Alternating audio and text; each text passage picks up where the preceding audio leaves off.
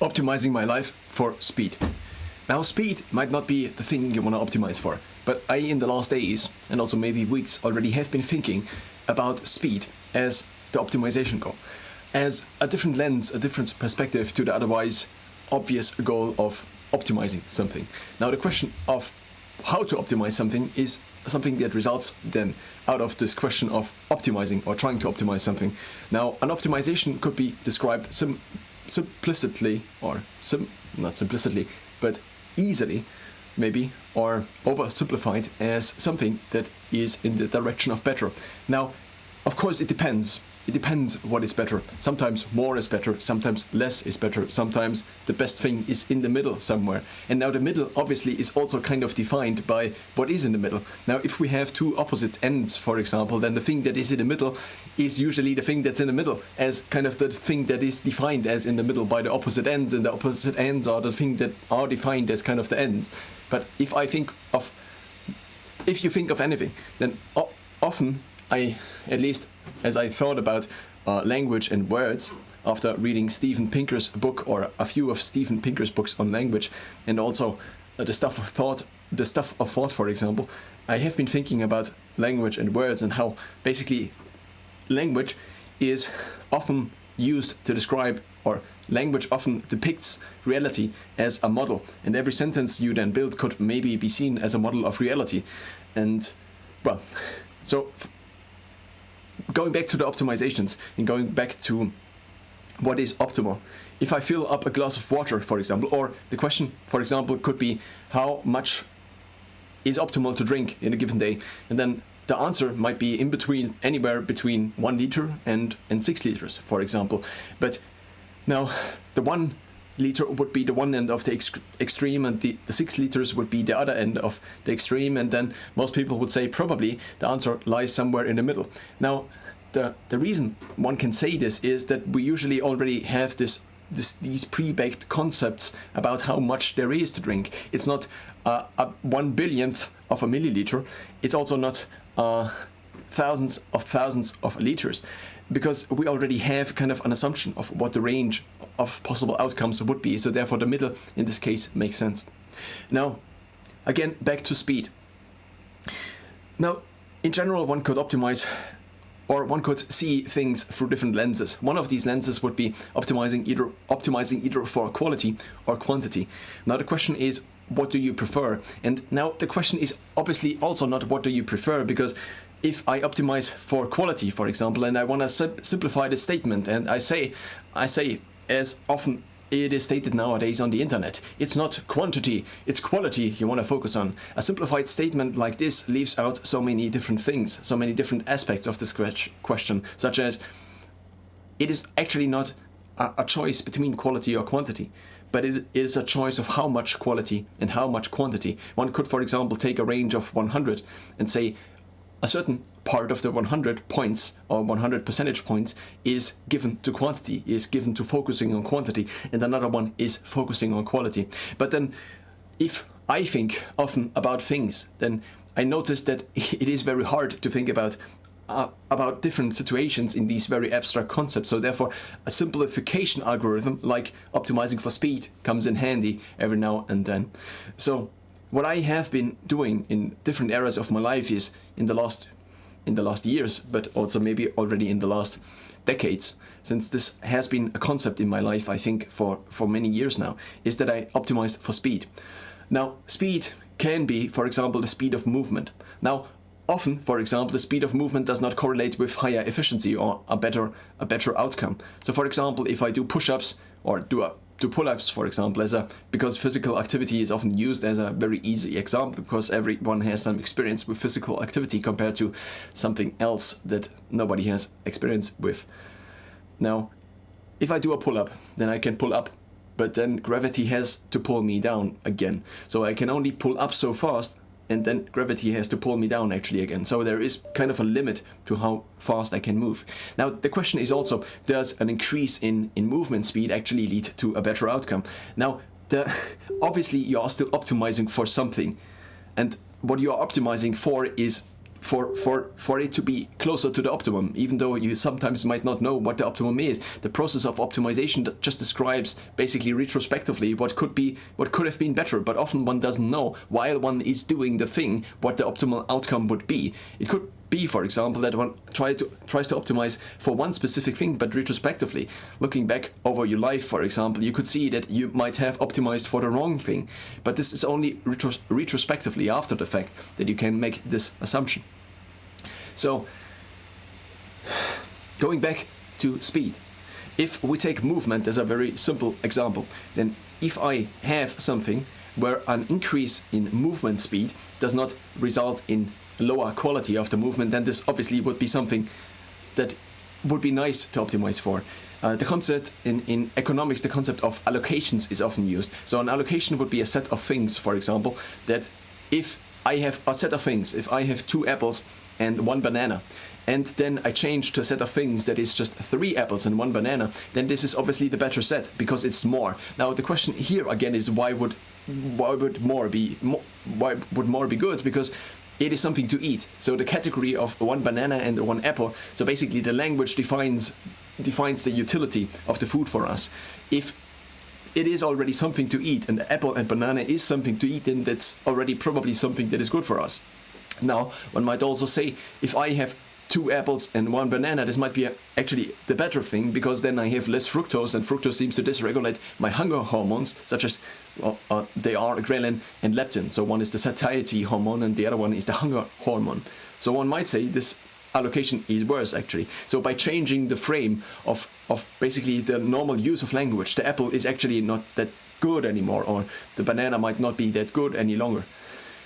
Now, what I'm trying to say here is, first of all, increasing, now back to physical activity, increasing the movement speed obviously is only good if it increases overall, if it basically brings you closer to the optimum allocation, to the optimum set of things you could be doing in a given day. Now, nonetheless, I think going back to speed as maybe not the goal, but just a optimization process. So there might be an optimum. This might be up here, for example. This could also be a 3-dimensional function which has an optimum that is maybe just a mountain.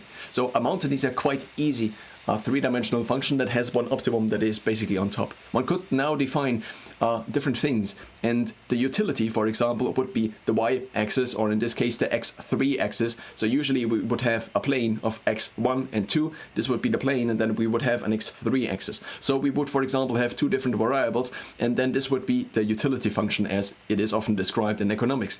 And the utility of u, for example, if the utility would be equal to elevation, then you could say, as you climb the mountain, that you basically increase your utility. You're coming closer to the optimum of your day, for example, because the optimum might also be the highlight kind of your day. So there are many different concepts that align in this example.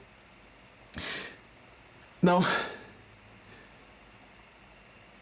the perspective of optimizing for speed might be similarly to a vector that points towards something. So it is not so much the optimum we chase, and often if one has reached the optimum, the problem is often that then one has an absolute optimum.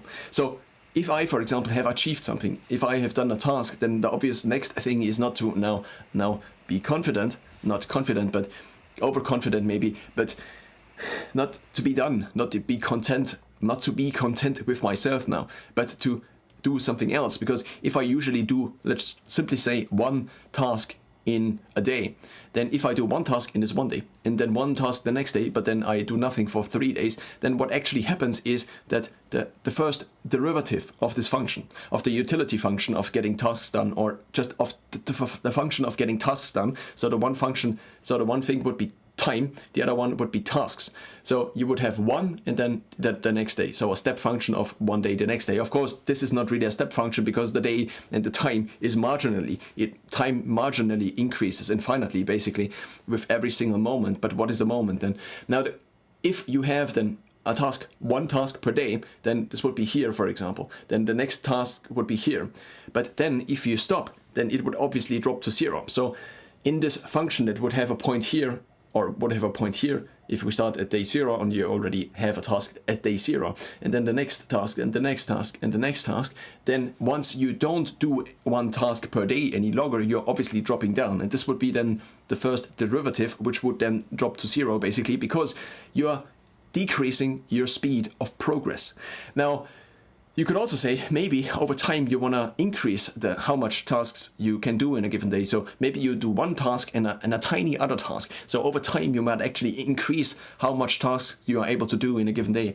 Now, a very easy example might be the workload in the gym. Now, having an absolute level, or holding an absolute level, would for example mean that I can bench maybe 100 kilograms once. This would be the 1 rep max. Now, if I am able to do this and over time I'm able to hold this, then I'm already kind of actually progressing, because age seems to regress basically health. So as I age, I have to counterbalance this. So if we think about performance and time, and performance then declines with health and health declines with time, then I actually have to have another function that goes up, which is me continuously putting in work in order to at least counter it, to level out to 0, which then would be the absolute level. But of course, if I now am able to progress in the gym, then we are not talking about holding an absolute level, but we are talking about increasing. We're talking about actually progressing, so actually going up. In terms of my 1 rep max, this could be that in the beginning I have a 1 rep max of 50 kilograms, but over time I actually can increase this in some way. Maybe like this, maybe like this. Probably in terms of fitness, often it looks like this, that there is an initial starting point, and then if we have this axis, that it actually flattens out, because as you basically are getting the newbie gains, then you might hit a plateau basically, or it might get increasingly difficult as you are getting closer to the optimum. I now want to mention a few examples of where I actually implemented this. Now, the first thing is what you already see. This here is black. This here is black. My pants are not black, but my socks are black. My shorts are usually black. If I work out in a black tank top. Almost every single workout in the last 5 years was in a black tank top. Now, I might have something that is additionally layered onto it, but I always work out in shorts and a black tank top, and sometimes I might have running shorts that are also black. So by choosing black as the default, I am removing all the different choices that I could otherwise have made, all the different things of all the different possible allocations of color combinations. I try to just stick to black, because black is the thing that has, it's not the thing. Black has just, at least in my eyes, just many different advantages. If you, for example, select a smartphone and you select the black one, then the black one is probably the one, or at least one of the ones that has the highest trading volume, which means if you want to resell it 2 years later on, then this has the highest trading volume, which means you can probably sell it at a price that is a little bit higher compared to, let's say, you choose the color purple for your smartphone, because then the pool of people who have an overlap with the color you purchased initially and what they now want as a phone might then be a little bit smaller, which then leads to you having a financial negative impact of your color choice. Now, this is only one thing, but there are so many other things. If I, for example, want to have the best overlap, the most overlap actually, in terms of being dressed right for the occasion, then black seems just such a simplifying algorithm. Wearing black seems just to be such a simplifying algorithm. I can wear black to a side job where I have to wait tables. I think that's a proper phrase for it. I can wear black at the gym. Nobody cares. I can wear black when recording videos. But if I had a fancy outfit, if I had a yellow shirt, for example, then there might be scenarios. For example, if I go to a wedding, for example, a yellow shirt might be not the thing. But if I go to a wedding and I wear this, I mean, people might give me a look. But if I then would actually wear a black shirt that is a collar shirt, which I have worn for now a couple of weeks, not continuously, but for quite some time, and I actually tried to make this kind of into a normal outfit. I also, for the whole winter season, the last months, I usually, because I'm usually out and I'm riding a bike, because I'm usually going from somewhere to somewhere, and because I'm usually then indoors, this meant that I could could test the following thing, and I already did this like in the last years, and I approximated this, and I did lots of cold exposure before, or quite a little bit, let's just say a little bit. And so what I did is I just I just wore the shirt and the pants, and I went outside, and it sometimes had -5 degrees, and sometimes it had 5 degrees, and sometimes it had 0 degrees, and sometimes it snowed outside. And I just went outside with a shirt, with a collar, not a collar shirt, but a shirt that has a collar, but also these buttons, and normal jeans. And so, because I rode on the bike, this was somewhat doable. Now, of course, I sometimes had to wear gloves, because otherwise my hands would somewhat freeze. But then again, this would just be such a simplifying function. I don't have to think about. Of course, it's then cold, and this is obviously something that is mentally somewhat draining. But then, on the other side, I go in and I just go out. I just go into, for example, the fitness studio where I go to, and I just wear the thing I also would wear on the inside, because it's the same thing, because I don't have an additional jacket. I do have a rain jacket, for example, in my rucksack. That is not black yet. Why? Because I did not make the point of reselling the old one, because it still works. This is also the reason why I have these pants still. But when replacing something, then I usually choose the black version. This is now close.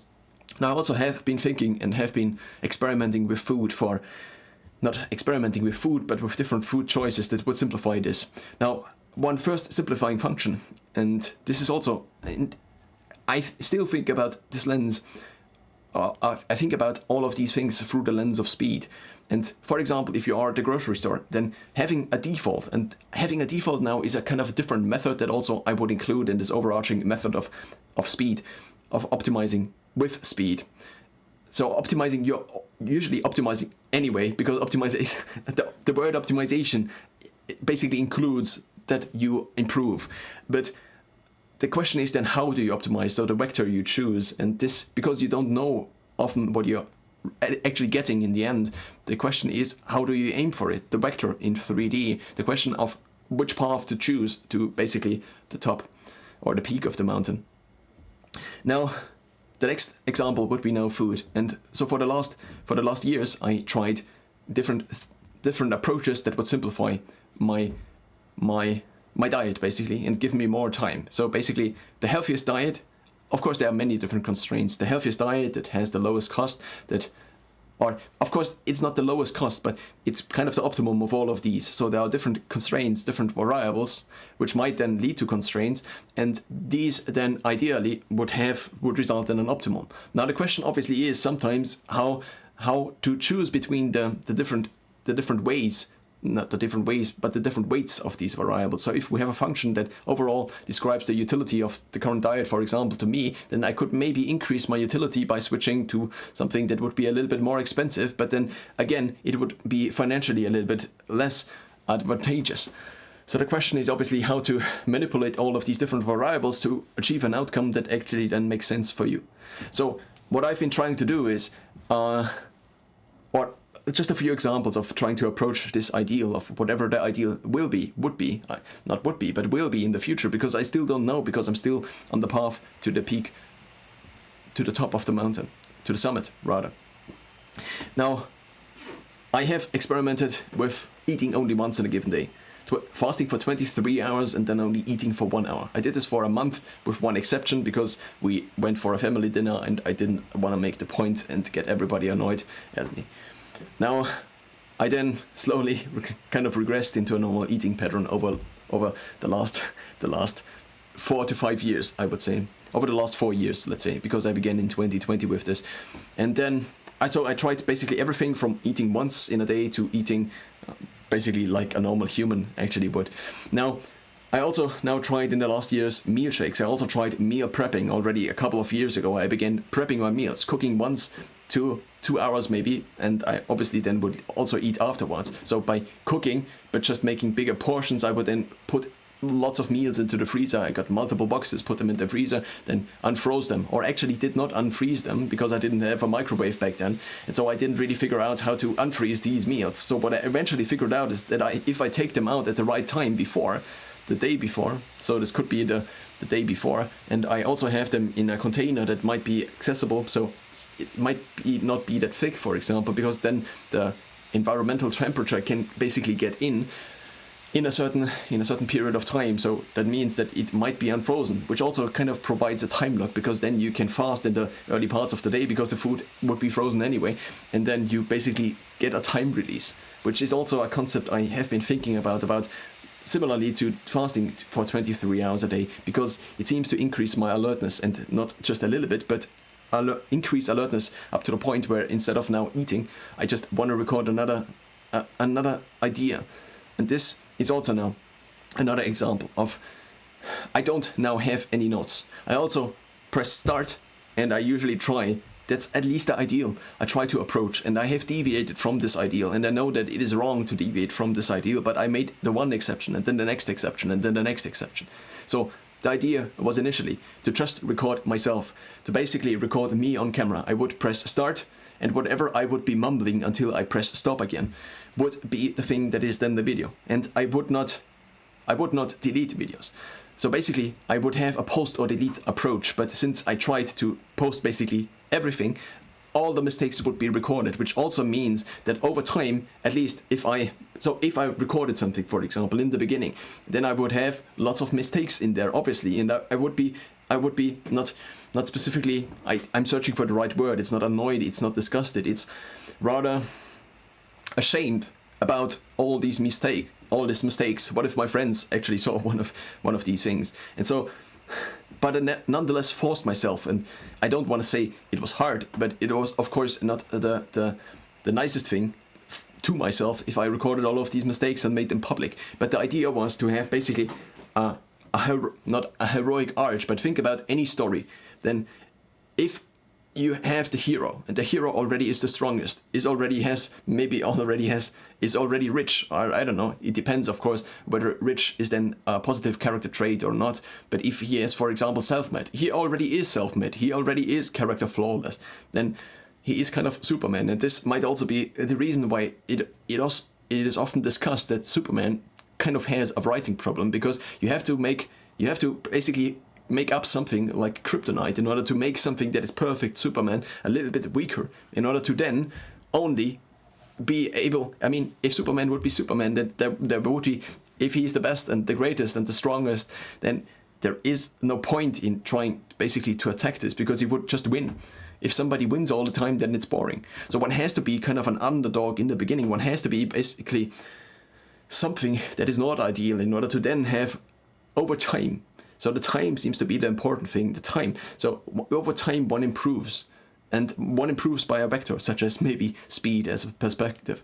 And then one improves and actually becomes the ideal again. Not again, because in many stories, initially the hero is not so much the hero, but he or she actually isn't. So the hero becomes the hero by doing something that is heroic over time only. And so the idea was not that I made myself a hero but by showing my mistakes in the beginning, mostly, that I would over time improve. And by recording everything, I would make the point of, okay, this counts now, because I have to, for example, upload the next video. And similarly, my nutrition obviously counts. Every single thing I do in the gym counts. Every single interaction counts, because it could be the last one with this person. You could never see this person again, because it was a once in a lifetime thing. The person could die the next year, and then you never see them again. So every single moment, obviously, not to some extent, but every single moment is unique, as time is linear. Every single moment you have is unique. And often I think I forget this. I forget this not because I want to forget, but I forget this because my mind is in a different state. Because I ate carbs, for example, and then my mind is like, I don't want to do anything. But this sense of urgency, that time is there. This is something that has been with me for now so many years that it is kind of a part of me, probably also a part of many others. The sense of urgency, I need to get things done now, because otherwise I don't know if I will be there. I don't know if other people will be there. I don't know what the situation then will be.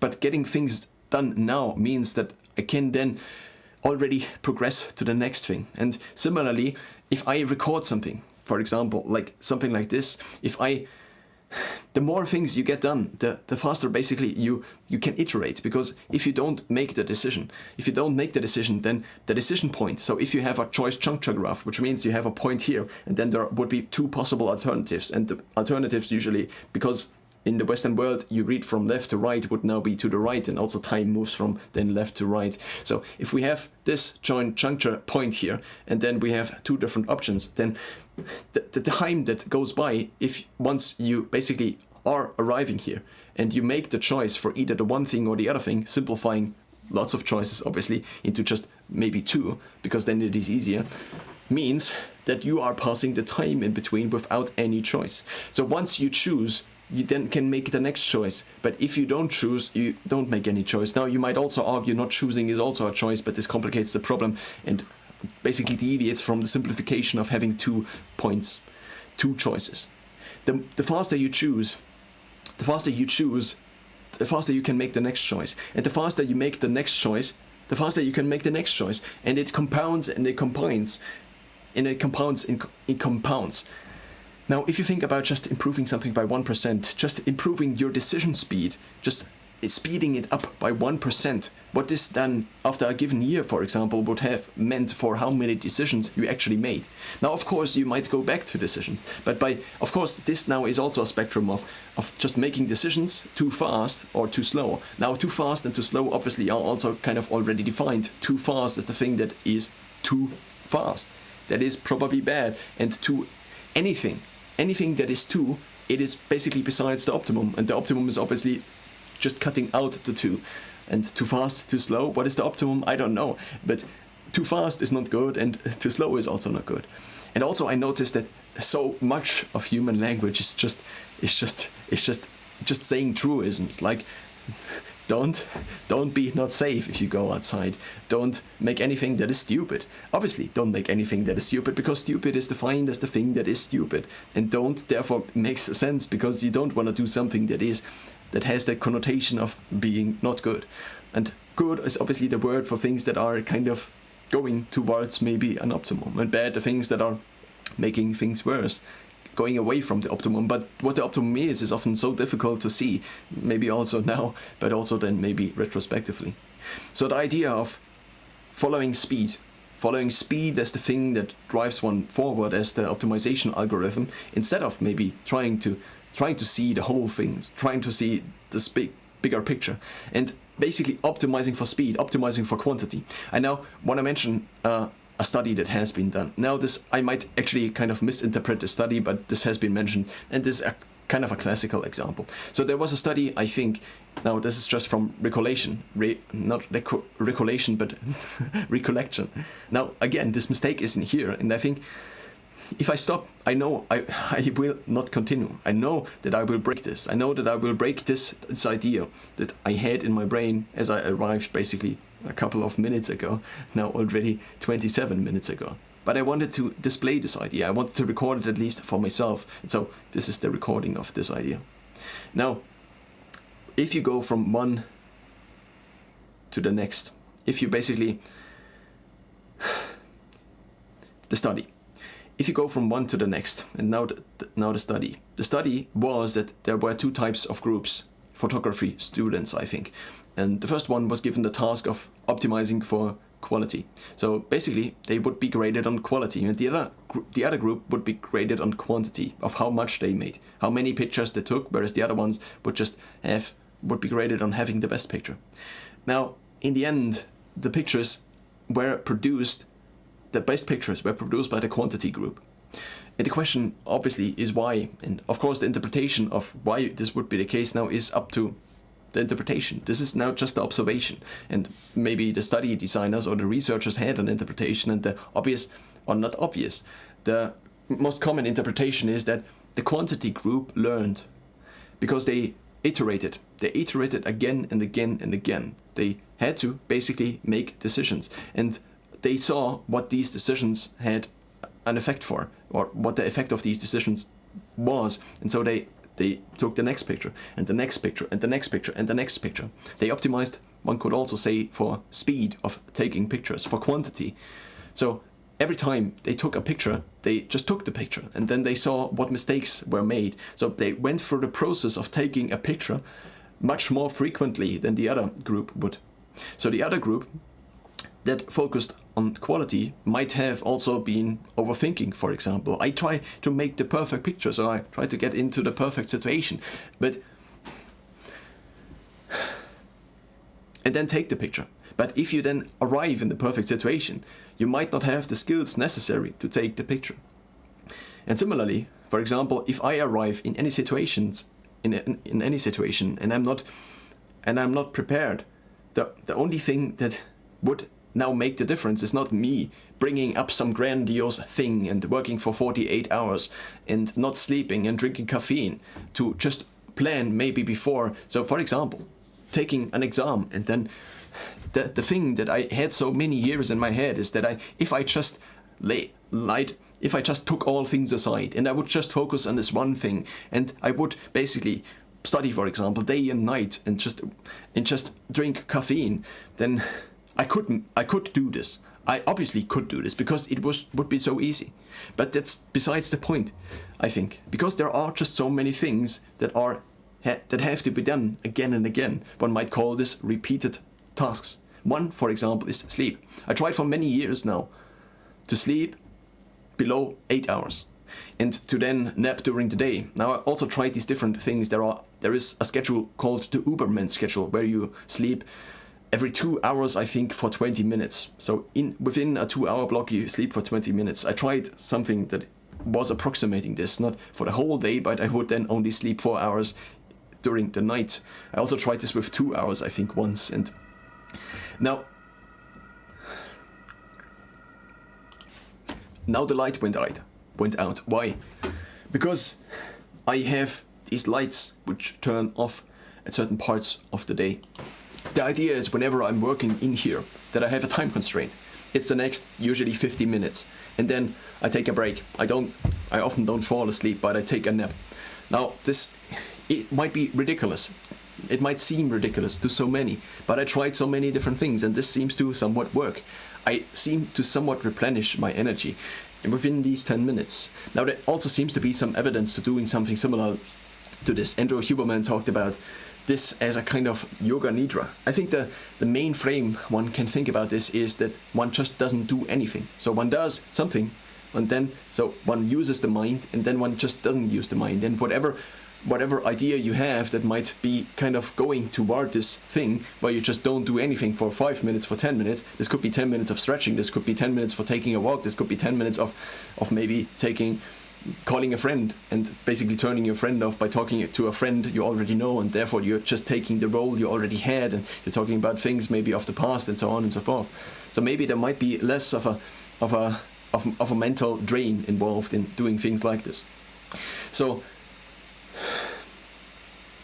I now wanna close things. So first of all, I went through the perspective of speed. I explained a little bit with these different models of reality and how language might depict them, or at least it seems to me as language is depicting reality in these different models, and every sentence could be a model of reality. That is a simplification often, usually, because a model is already a simplification that ideally includes the most relevant things that basically have the biggest weights in this function.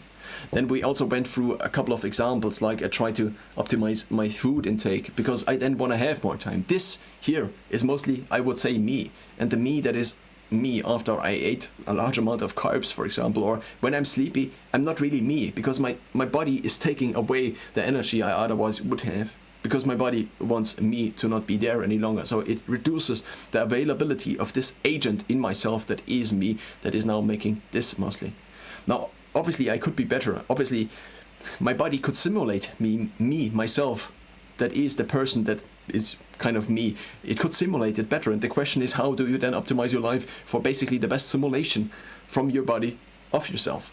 And the answer might be many different things, like trying out, throwing things against the wall, trying out maybe different sleep schedules. But then again, why would you deviate from a sleep schedule that works somewhat reasonably? But the problem obviously is, if someone just works reasonably, you don't even know where the optimum would be. It could be that, for example, what if it was possible to only sleep 2 hours in a given day? I don't know. I didn't know. Now I somewhat know, I think, because I tried different things for years, and maybe by doing this, it also meant that I basically reduced the amount of tasks I was able to do in the last years compared to the version of me that just stuck to a few different things. But Of course, you don't know. You also never know what it would have turned out if this little choice was made differently. You never know. So you never also know what the other choices would have held for you, because you only can make this one choice, and then you're here, and you can't go back. You cannot unmake a choice, because if you unmake a choice, you actually are making maybe the same choice again, but it's already in the future. So you made now the same choice twice. You can't make the same choice twice because it's not the same choice, because it's now different. There aren't any situations that will ever be different. So by focusing on speed, by trying to get, so for a workout, for example, I try to optimize for speed. Why? It's not about the one rep max I do. It's about how much reps I get in with the ideally highest number of weights. And this now would be such a good example, and this is also maybe why physical activity and physical exercise is so often used as an example, because almost everybody also can relate to it. If I go to the gym, then what I can control in the very short term is what I do. So I could, for example, rest for 2 minutes in between sets, or I do something else. So by training legs, for example, and then training my upper body, and then training a set of legs again, or by doing something that is pulling and then pushing, I'm also training these opposite muscle groups, not at the same time, but alternating in between those. So first of all, what you can control is the plan you make up for yourself. Then the next thing you control in the very short term is the adherence to this plan. But the adherence to this plan might only be kind of a long-term function of multiple things, such as how habitualized, for example, your routine is. So by making the workout basically identical to each other, making the different workouts identical to each other, you then could maybe have a better habituation, because your body takes over, the subconscious basically takes over more of the movement patterns, which also means if you habitualize, then more parts of your life, more parts of your day, more parts of your week, then the brain power that is required by the slow thinking you, or system 2, as Daniel Kahneman described it, would then basically go below the threshold, not below the threshold, but if you have 100% brain power that is usually just you, then the more you outsource to your subconscious, the more then you can free up time, basically, again, with you, or you have more power, because the mind then takes over, the rest of the mind then takes over. So first of all, you can control what you actually do in the gym, and this might be a plan, but the plan also needs to adapt. And the faster you now make kind of different plans, of course you now also need consistency, but the faster you iterate, the faster you get to maybe the optimal plan. If you change this and change this, of course you only can change as many variables as you then can see the outcomes of, but that's another problem. So first of all, you go to the gym, you try basically this exercise, and then you have a given weight. Now over time, the nice thing, if you do this consistently, is that then the compound effect kicks in, and you might basically go up in weight. Your 1 rep max in the beginning might be 50 kilograms bench pressing, but then it might be 51 kilograms. So an increase of, in this case, 2%. And then if you are arriving at 100%, now it is a little bit more difficult, because if you now add just 1 kilogram, it's only 1%. So basically, the higher your absolute thing is, the harder it probably will be, at least within a certain range of what is possible maybe for the human body. So, and maybe also for you specifically, not only for the human body as a general concept. So over time, what now is the result of a given workout? It could be simplified now, how many reps with how much weight you did. So if you did 1 rep, and this 1 rep was your PR, and this 1 rep was the best thing you ever achieved in terms of bench pressing. It was 102 kilograms. This single session maybe. And maybe you did in total 20 1 rep max tests in this single session. Then maybe you did 100 kilograms and 102 kilograms of 1 rep maxes, and this multiplied by 10 would be around a ton of weight that you have lifted. But if instead you just reduced your weight a little bit, then you could have done more reps. So because you now reduced your reps, you might have more, the sets are still the same, the plan is still the same, but because you are accepting that you can reduce your weight a little bit, then you might have more reps. And so instead of doing 102 kilograms times 1, you might just do 80 kilograms times 5. And 80 kilograms times 5 is now 400. So you just, in this case, quadrupled basically the amount of volume you did in a single session in the gym, at least in regards to this exercise. So instead of maybe trying to optimize for this one single thing that would be the one rep max in terms of the gym, of okay, I now have this new number. What if you just took it down a little bit? What if you instead focused on the reps, focused on speed of basically implementation, on speed of just getting things done, not the one single thing that would be the perfect thing, not the one single thing that would be the best photograph, but instead you just took photographs and photographs and photographs and reps, and you made the next rep, and you made the next rep and the next rep, and then instead of 100 kilogram or multiplied by 10 you would have 1 ton, you would then have 4 tons, and the workout would be better.